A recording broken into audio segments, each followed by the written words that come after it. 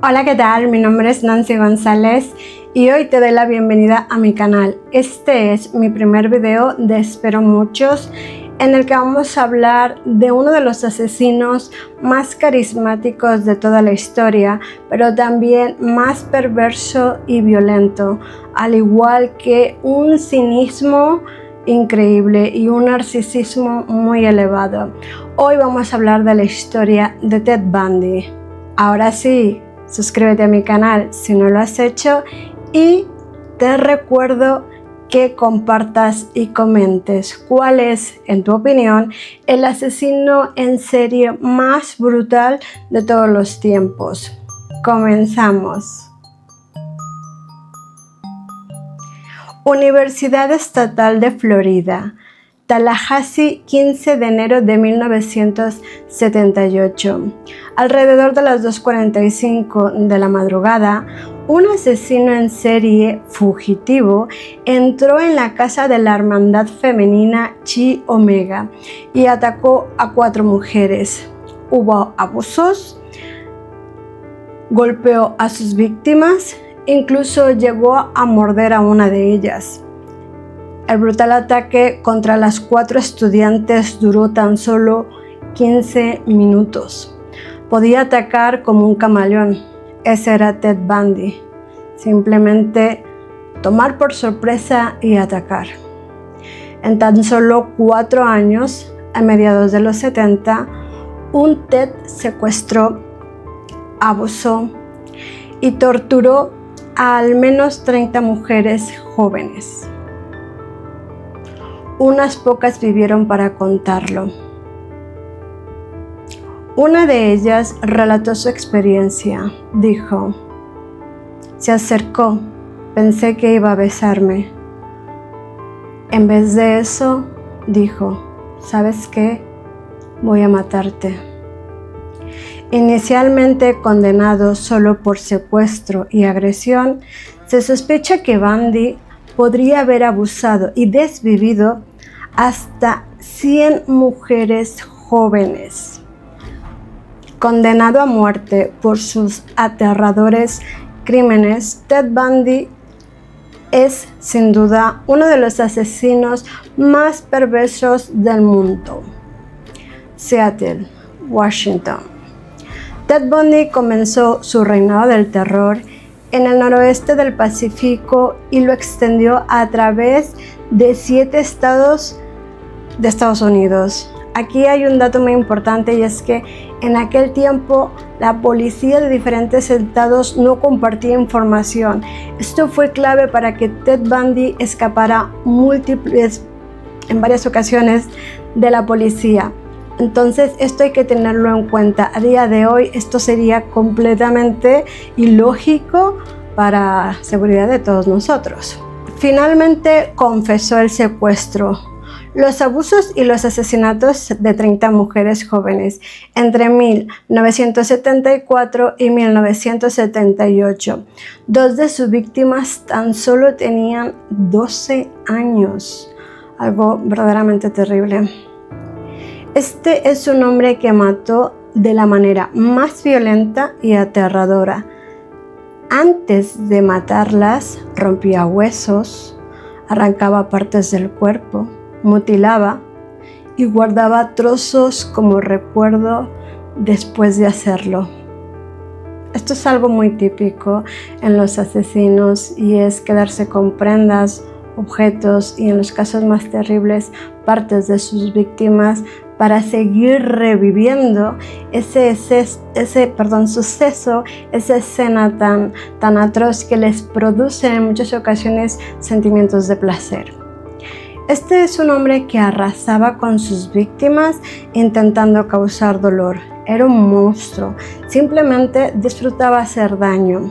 En una entrevista, el entrevistador le preguntó directamente: Ted, ¿por qué mataste? Y Ted levantó las cejas ligeramente y dijo al jefe mientras sonreía: porque me gustaba.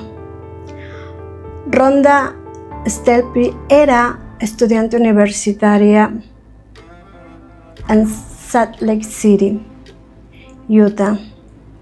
en 1974. Ella contó que sobrevivió a un brutal ataque de Ted Bundy y estuvo tan traumatizada que mantuvo la terrible experiencia durante 30 años. Nadie salía por la noche, ni siquiera caminaban solos hacia la biblioteca. Había terror y miedo entre las mujeres de todas partes. Ted Bundy fue una de las personas más perversas del mundo.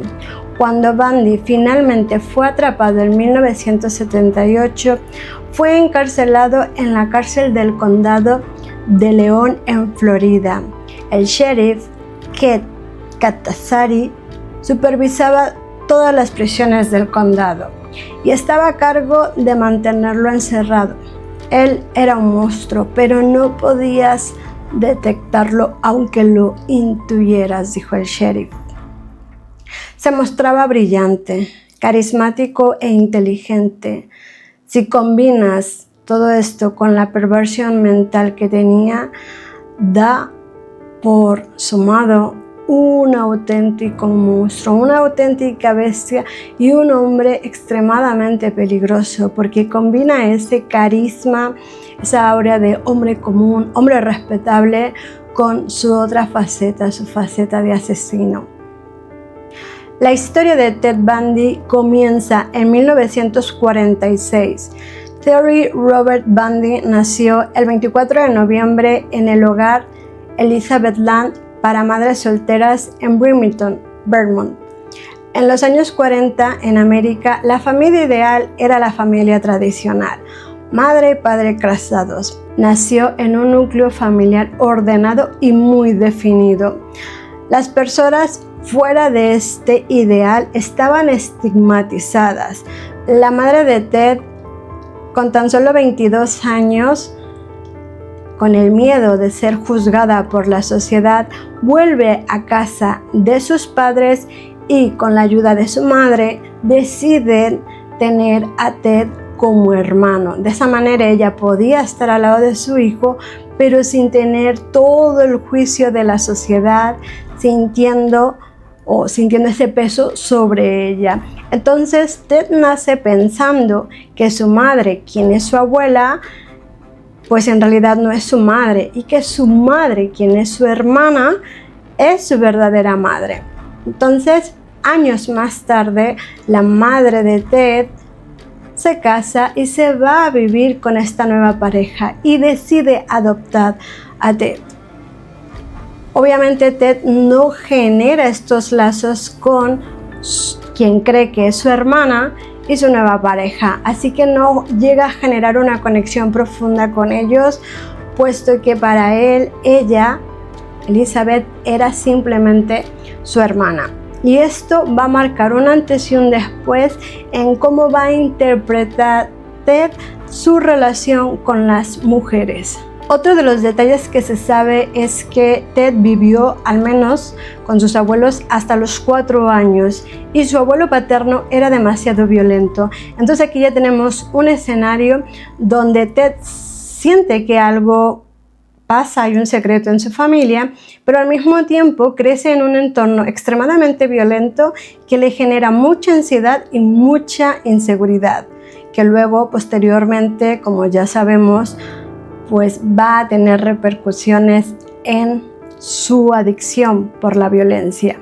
Ted Bundy era alguien muy consciente de su clase social. Venía de orígenes humildes. La familia era bastante pobre.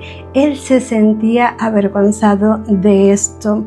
Estudiante excepcionalmente brillante, Ted Bundy se matriculó en la Universidad de Washington en 1966 para estudiar chino. Allí, a los 20 años, conoció y se enamoró de una mujer llamada Stephanie. Ella era la mujer de sus sueños. Ella era la mujer con la que él tenía pensado casarse. Era romance en el sentido más imaginable y más genuino, pero repentinamente ella lo dejó Una razón que dio fue que él no era suficiente ambicioso y esto golpeó profundamente a Ted, alimentando sus inseguridades sociales y su sensación de no ser suficientemente bueno. Aquí empezó a crecer su resentimiento por las mujeres. Bundy abandonó la universidad en 1968.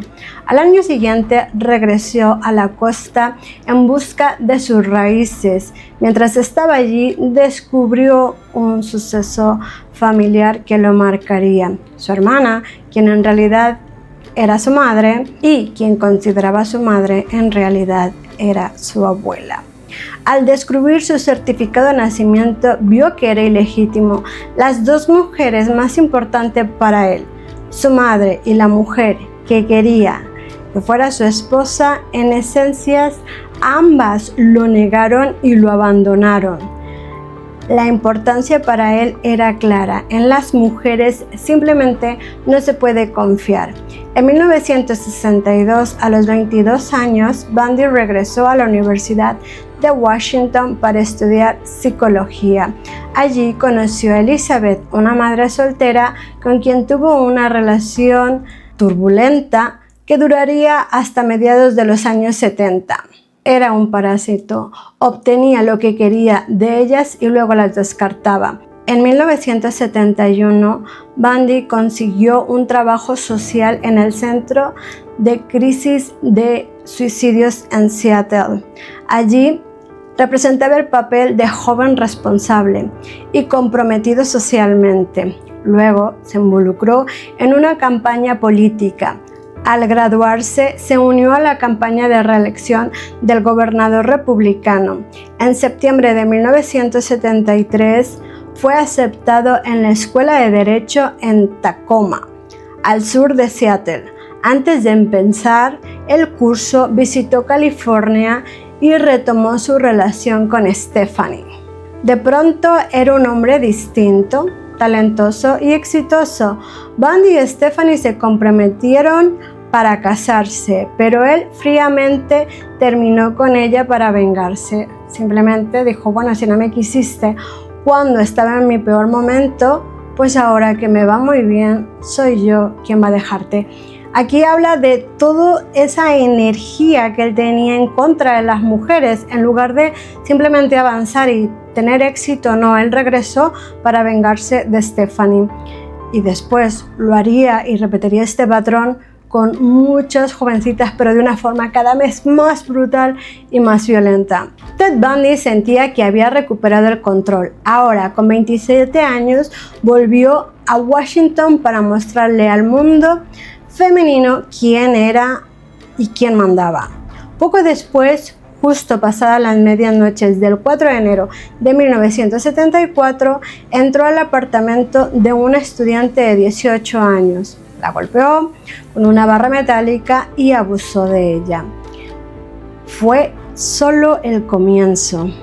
Muchas personas pensarán que fue algo repentino, pero yo creo que no. Yo creo que fue algo con lo que había estado soñando durante muchos años. A menudo, con este tipo de agresores, hay comportamientos previos antes de atacar. En el caso de Ted, sería el voyeurismo. Tenía antecedentes de espiar en las ventanas a mujeres mientras se quitaban la ropa. Esto fue creciendo gradualmente, ya no era suficiente para él y lo llevó al siguiente nivel. Volviendo a la joven, decir que quedó inconsciente durante 10 días por la brutal agresión. Sufrió lesiones en la cabeza que le causaron daño cerebral e inflamación. Además, al ser agredida con una barra metálica en sus partes íntimas, sufrió daños permanentes en sus órganos internos. Seattle, Washington, febrero de 1974. Fue aquí donde Ted Bundy, con 27 años, atacó nuevamente y pasó de abusar a sus víctimas a comenzar a asesinarlas. No es casualidad que atacara a estudiantes universitarias. Él veía a estas chicas como privilegiadas. e inmerecedoras, mientras que él se veía a sí mismo como una víctima del sistema, y esto le parecía una tremenda injusticia. Esa constante envidia y sentimiento de vergüenza impulsaba su violencia. Su siguiente víctima fue una universitaria de Washington llamada Linda, de tan solo 21 años. Entró en su habitación, la atacó salvajemente, golpeando su cráneo con extrema violencia. Linda no sobrevivió al brutal ataque. Esa noche, Bundy trasladó su cuerpo fuera del campus y lo abandonó a tan solo 30 minutos en auto de la universidad. Era muy importante para él mantener el control sobre sus víctimas, incluso después de su muerte. Por eso no las dejaba en cualquier lugar. Quería saber dónde estaban. Necesitaba sentir que tenía poder sobre ellas. Eligió un conocido paraje natural, la montaña de Taylor, un lugar donde la gente normalmente iba a pasear y disfrutaba, pero para él simplemente era un macabro vertedero de cadáveres. El cuerpo de Linda fue encontrado un año después, en 1975. Su muerte marcó el inicio de una feroz oleada de asesinatos. En esa época, Ted Bundy abandonó la Facultad de Derecho en Tacoma tras apenas 6 meses. Regresó a Washington, ya no como estudiante, sino como depredador. Atraía mujeres hacia su coche diciendo que necesitaba ayuda. Normalmente llevaba un cabestrillo para fingir que estaba lesionado, y así sus víctimas bajaron la guardia y confiarán en él.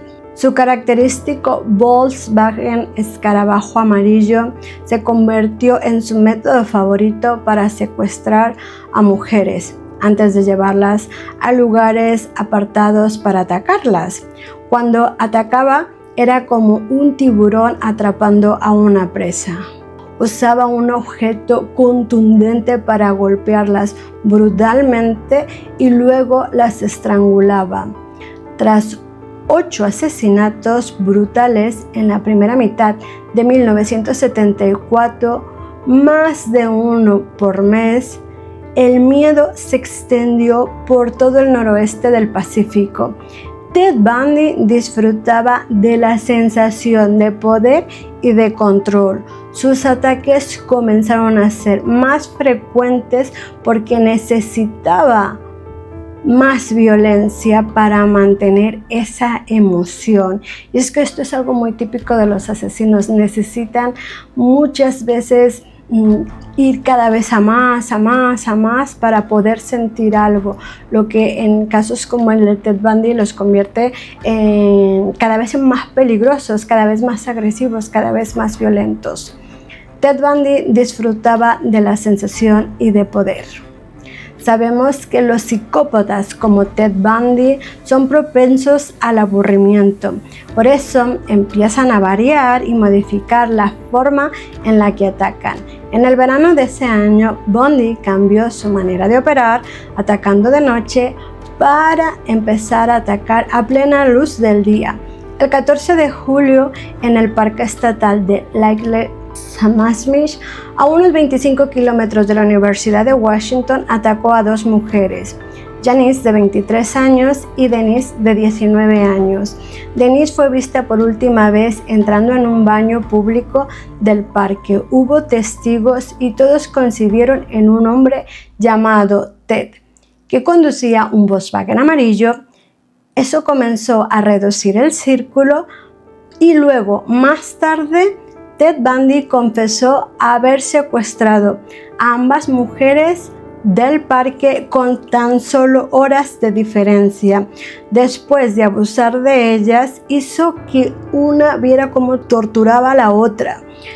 Un suceso verdaderamente macabro que imagino fue devastador para estas víctimas. Así hasta que terminó con ambas. Bundy abandonó los cuerpos en una área a tan solo 3 kilómetros del parque donde fueron secuestradas. Se informó que Bundy pasaba tiempo con los cuerpos de sus víctimas, lavaba el cabello de algunas, les pintaba las uñas. Su método siempre combinaba dos facetas de personalidad: una cara inteligente, encantadora y atenta, y luego surgió un monstruo, una cara llena de furia, una cara dispuesta a generar el mayor daño posible. En septiembre de 1974, Bundy deja Washington y se muda al este de Salt City, Utah. Fue nuevamente aceptado por la Facultad de Derecho, ahora en la Universidad de Utah. En apariencia parecía un estudiante común, pero por dentro era un absoluto asesino en serie. No era una persona normal, era brillante. Se sentía como un camaleón, capaz de disfrazarse y aprovecharse de eso. Bundy afirmó que su primer asesinato en Utah fue el 2 de octubre de 1974. La víctima tan solo tenía 16 años y nunca encontraron su cuerpo. Rhonda Staples, estudiante de farmacia en Utah, esperaba el autobús. Había tenido una cita en el dentista en el centro de la ciudad. Cuando terminó, se dirigió al parque. Su boca empezó a adormecerse por la anestesia y decidió volver a casa. Necesitaba aspirinas. El autobús no llegó, pero Ted Bundy sí. Se acercó en su Volkswagen escarabajo y le ofreció llevarle a su casa. Vestía bien, era elegante y le dijo que estudiaba Derecho, a lo cual ella pensó que se sentía afortunada, pues qué chica no quería conocer a un estudiante de Derecho.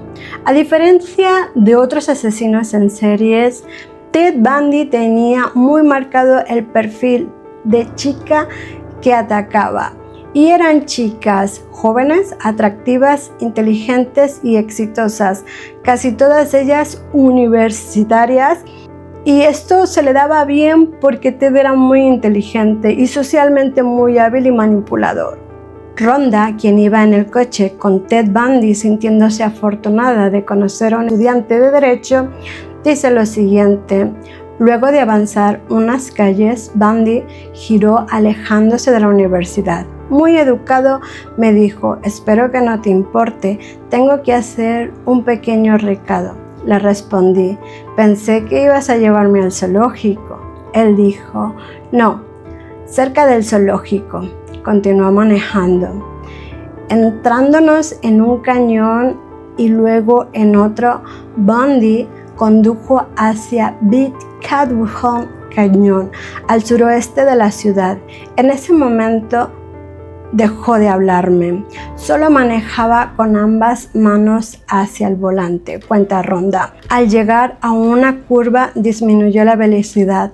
Pensé que buscaba un sitio para besarme y comencé a pensar cómo salir de esa situación sin avergonzarnos. Bundy aparcó en una zona apartada para picnics. Giró hacia mí y se acercó mucho a mi cara. Pensé que iba a besarme, pero me dijo: ¿sabes qué? Voy a matarte. Y puso sus manos sobre mi cuello y empezó a apretar. Ella, Rhonda, perdió el conocimiento. Cuando despertó, estaba tendida sobre una mesa de picnic con Bundy encima. Él estaba sentado sobre su pecho, con todo su peso sobre de ella. Rhonda le dijo: bájate, quiero respirar. Él dijo: deja de luchar y te dejaré respirar. Así que Rhonda se quedó quieta. Él se movió un poco y liberó algo de presión, pero luego puso sus manos sobre su nariz y su boca para de nuevo asfixiarla. Lo hacía hasta que Rhonda perdía el conocimiento. Luego permitía que recuperara el conocimiento y lo volvía a hacer. La última vez que Rhonda recupera el conocimiento, nota que él ya no estaba a su lado. El cañón estaba completamente oscuro y solo había un poco de luz en el interior del coche, porque él había abierto la puerta del Volkswagen y buscaba algo en el asiento trasero. Esa fue la oportunidad de Rhonda para escapar y lo consiguió por suerte o por la gracia de Dios. Y Rhonda mantuvo el secreto durante 30 años.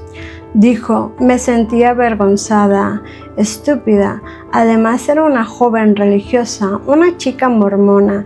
En aquella época la enseñanza era que si debíamos elegir entre perder tu vida o perder tu virtud, era preferible eternamente perder la vida. Decidí que lo mejor era fingir que nunca había ocurrido y seguir adelante. La huida de Rhonda no detuvo a Ted Bundy. Ted Bundy no era alguien que se rindiera fácilmente.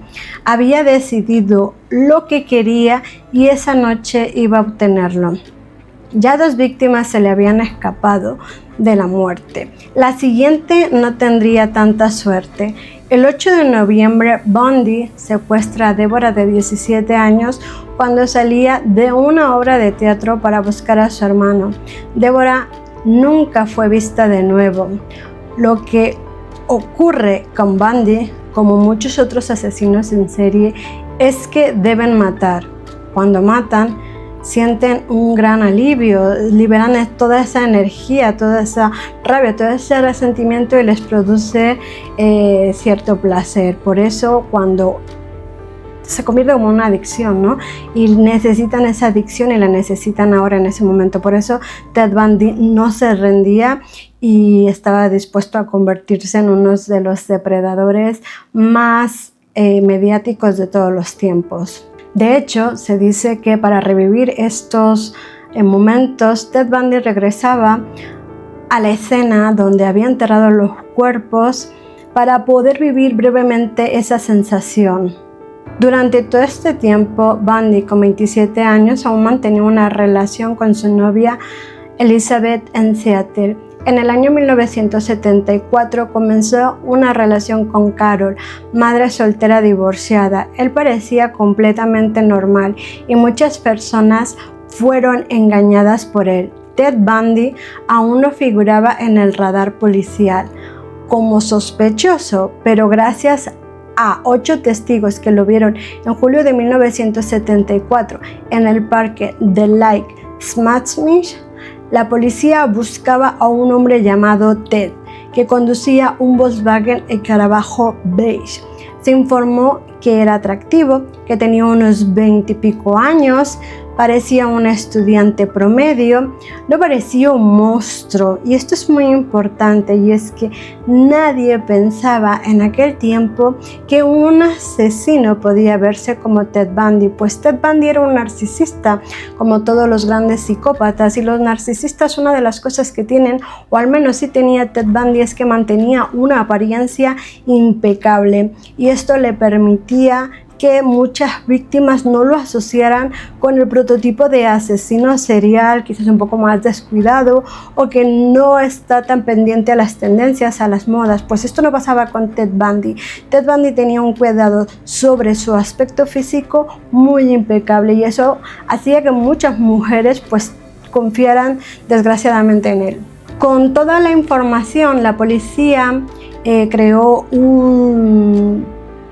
un retrato hablado basado en las descripciones de estos testigos, y este retrato fue transmitido en televisión nacional, y es ahí donde su novia Elizabeth lo ve, llama a la policía y le da los detalles de Bundy y de su coche, pero la policía ya había descartado a Bundy porque parecía un estudiante limpio de derecho. Un año después, con 28 años, Bundy cruza el país y de nuevo ataca a 3 jóvenes en Colorado.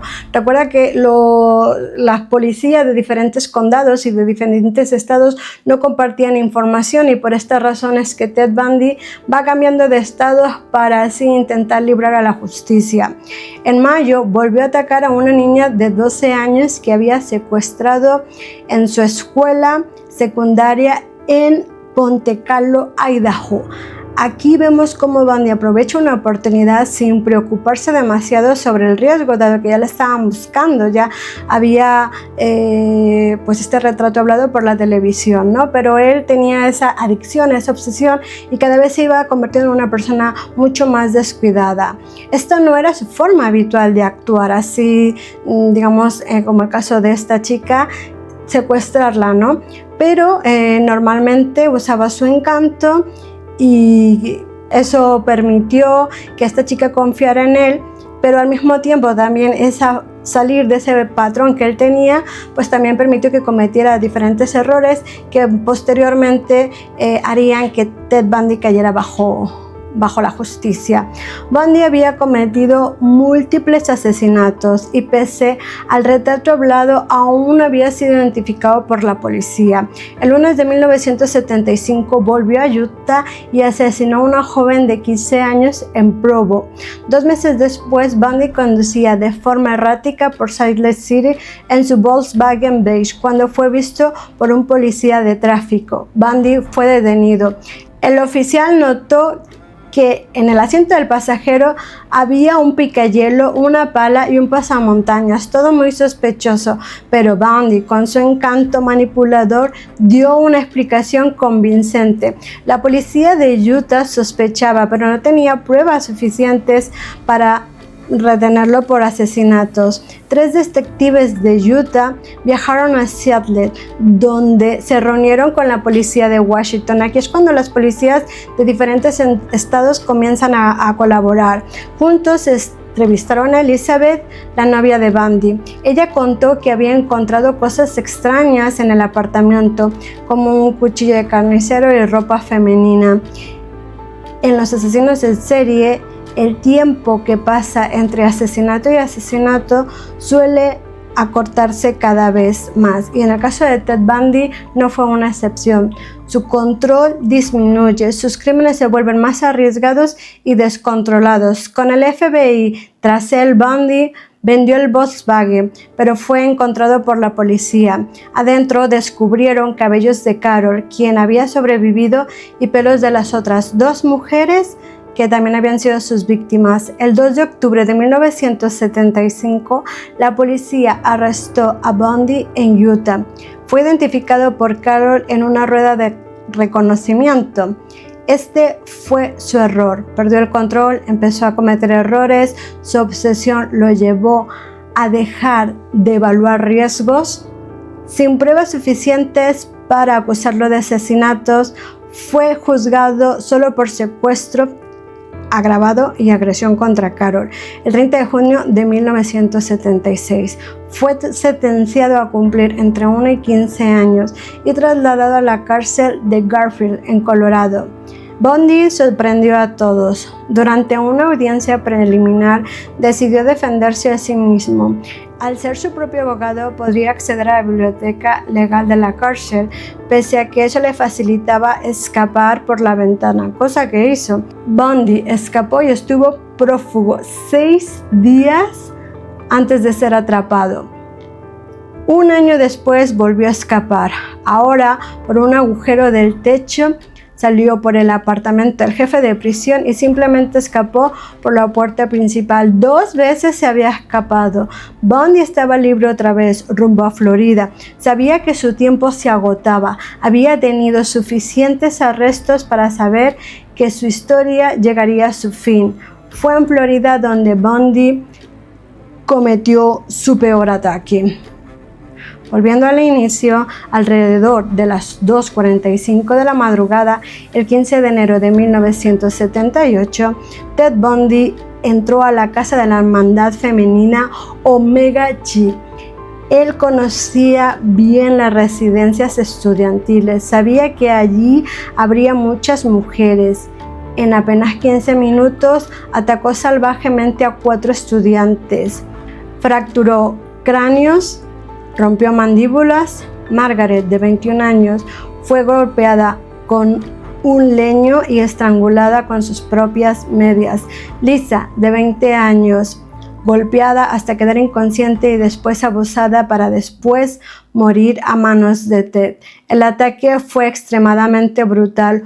Hubo abusos, golpes, arrancó dientes, mordió a una de sus víctimas, detalle que posteriormente sería clave para que fueran las pruebas en su contra. La magnitud del terror de las víctimas fue igual a la intensidad de la furia del agresor. Otras 2 mujeres fueron golpeadas salvajemente, pero sobrevivieron milagrosamente. En menos de una hora, el sheriff del condado, Ken Kataxi, llegó a la escena del crimen y dijo lo siguiente: al llegar, verifiqué con los investigadores que habían asegurado la escena. Supimos que había al menos 2 víctimas mortales y otras 2 que podían morir. Se podía saber cuál fue la primera víctima atacada, cuál la segunda, cuál la tercera y cuál la cuarta. Era evidente cuánta energía había gastado en cada una de ellas. Pero esa noche Ted Bundy no se detuvo allí. Mientras estábamos fuera de la residencia Omega Chi, dijo el investigador, recibimos otra llamada. Había ruidos extraños en un apartamento cercano. Envié a un investigador inmediatamente porque pensé, a 6 calles de aquí, ¿será posible que lo esté haciendo de nuevo? Esto indica que Bundy simplemente no podía detenerse. Había entrado en otro apartamento cercano y había atacado brutalmente a otra estudiante. Estaba en un charco de sangre cuando uno de los investigadores entró. Bundy escapó por la ventana trasera, pero la investigadora primero decidió atender a la víctima. 3 días después, el 15 de febrero de 1978, un policía en Pasadena lo detuvo cerca del límite con Alabama por conducir sospechosamente, lo que le indicó a la policía que algo andaba mal. Y tras verificar la matrícula supo que el coche era robado. Tras un breve forcejeo en el que el policía tuvo que disparar al aire, Bundy fue arrestado nuevamente. Fue llevado a la cárcel del condado de León en Tallahassee, Florida. Estuvo bajo custodia durante más de 2 años, en una celda tan reforzada que no podía escapar jamás. Tenía una celda forrada con placas de acero sólidas en el suelo, paredes y techo, sin luces que pudieran arrancar como hizo en Colorado. Se pusieron cerraduras adicionales muy pesadas e impenetrables. Las llaves estaban bajo control de varias personas. Cuando se supo que Bundy fue arrestado por asesinato, su pareja Elizabeth finalmente lo abandonó. Mientras tanto, el detective en Washington intentaba probar que era un asesino en serie. El sheriff Ken Kataxi también hizo sus propias averiguaciones. Fui a su celda y hablé con él. Le dije: Ted, creo que sé lo que te sucede. Tienes un problema con tu madre por haber nacido fuera del matrimonio. Ella ocultó quién era tu padre y nunca lo perdonaste. Eso tiene mucho que ver con lo que estás haciendo a estas mujeres, con el odio que tienes hacia ellas. Inmediatamente, él abrió sus ojos muy enfadado. Quería matarme, dijo el sheriff. Comenzó a destrozar su celda, arrancó con fuerza la barra de la ducha que estaba soldada. Intelectualmente, el sheriff Kataxi era más rival para Bundy. Luego de provocarle una revelación crucial, Bundy me desafiaba con sarcasmo. Decía: Ken, las pruebas están ahí, solo que no sabes encontrarlas. Entonces comprendí que Bundy había firmado uno de los cuerpos. Ese fue mi momento eureka. Había dejado una marca con sus dientes. Comprendí que era una doble mordida deliberada, una una marca personal. Ken Katahari estaba convencido de que esa mordida era la prueba definitiva, la clave para probar que Ted Bundy era uno de los asesinos más despiadados de Estados Unidos, pero para condenarlo necesitaba demostrarlo, y contó lo siguiente: cuando vi los cuerpos de las dos jóvenes en la morgue, apenas tenían 20 años. Yo tenía una hija recién nacida y otra de 2. No podía evitar pensar que podían haber sido ellas. En ese momento, en la morgue, me hice una promesa: alguien pagará por esto, voy a encontrar al culpable. Durante sus frecuentes interacciones con Bundy, el sheriff se dio cuenta en el ataque de Chi Omega. Bundy había mordido en el glúteo izquierdo a una de sus víctimas. Sabía que esas mordeduras serían claves. Si conseguía la impresión dental de Bundy, podría compararla con las marcas dejadas en Lisa. Necesitaba una muestra de sus dientes. Eso se volvió la obsesión del sheriff. Intentaron métodos poco comunes para obtenerla. Le dieron frutas de diferentes tipos esperando que las mordieran, hasta que un preso dijo: ¿por qué él tiene fruta y yo no? Entonces Bundy empezó a sospechar y dejó de comer fruta. Tras fracasar con la fruta, los investigadores tuvieron una idea revolucionaria. Se les ocurrió obtener una orden judicial para revisar su boca. Con esta orden podían obtener la impresión dental. Ken decidió llevar a Bundy a su propio dentista.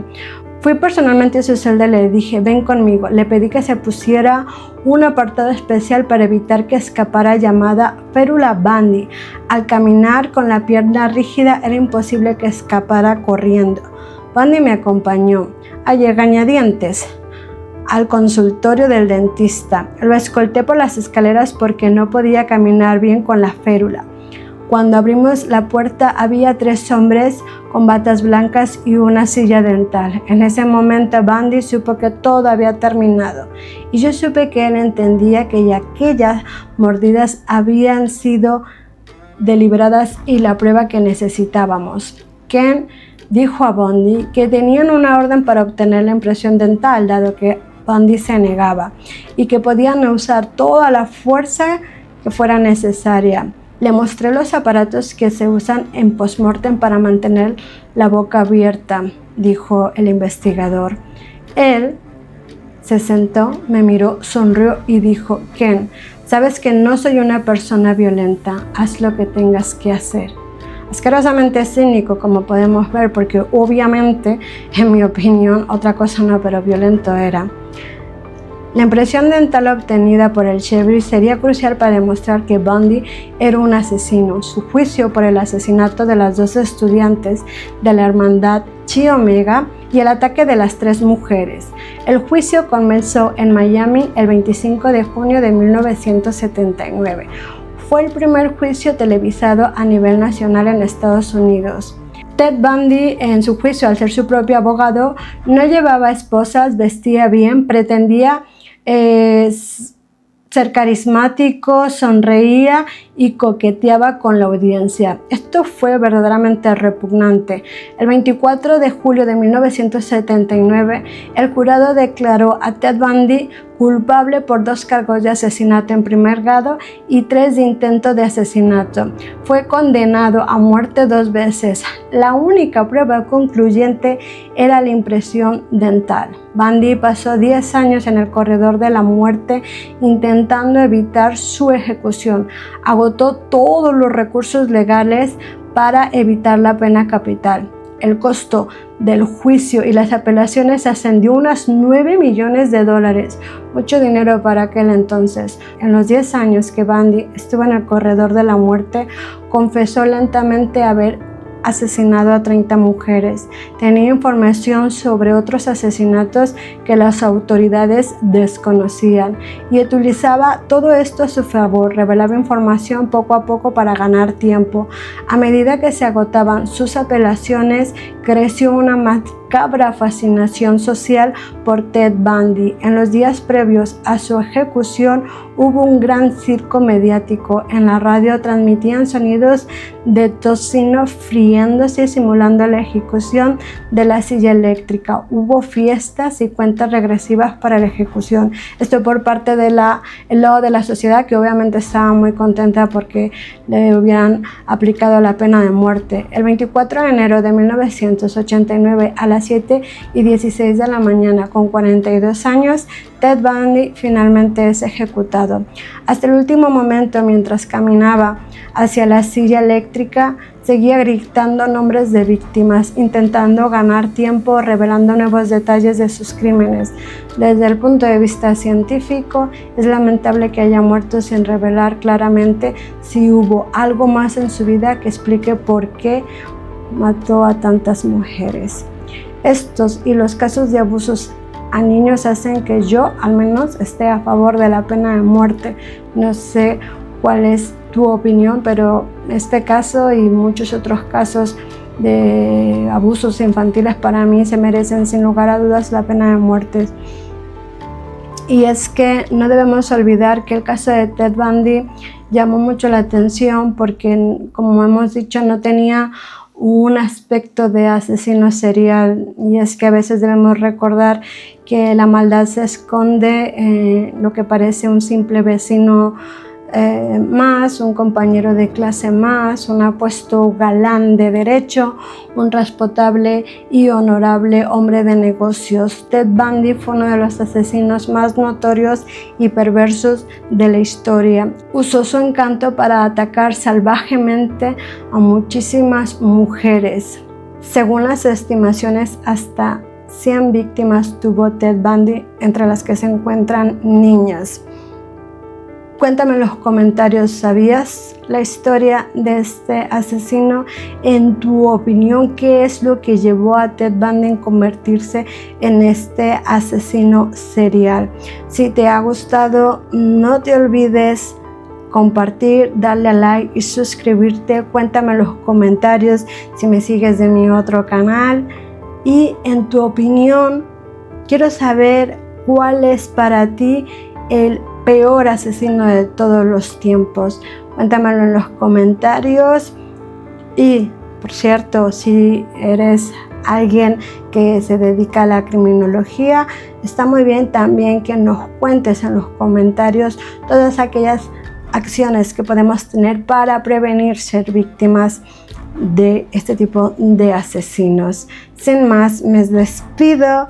Espero haberte entretenido, espero haberte llevado a generar cierta reflexión y espero recordarte que la mayoría de psicópatas no son asesinos, así que presta mucha atención a tu entorno, cuídate y pasa muy buena noche. Nos vemos en el siguiente video.